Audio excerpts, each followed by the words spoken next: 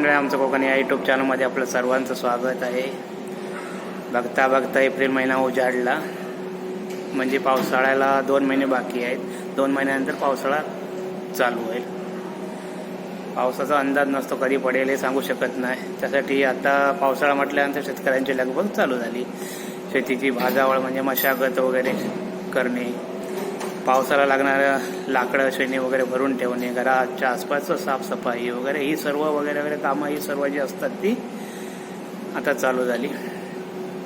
त्यातच आमचा राजू सावंत याची बायको गावी गेलेली आहे आणि ती सुद्धा हे सर्व पावसासाठी लागणाऱ्या शेणी लाकडं वगैरे भरून ठेवून घराच्या आसपासची साफसफाई करण्यासाठी गेलेली आहे ती.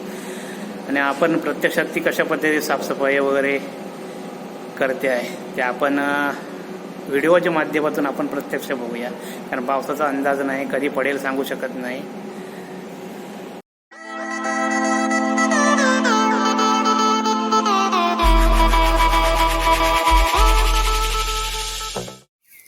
तर आता आम्ही असा वाड्याकडे आता आमची लाकडं सगळी भरून झाली असतात.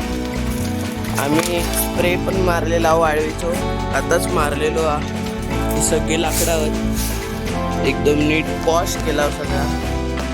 त्या बघा हळी उरलेले सगळी भेटा आणि स्प्रे टाकला आणि आता फक्त साफसफाई करता. बाकी वाडो आता सगळं काम झालं फायनली असं दिसता. तर ताई जळू नकोस.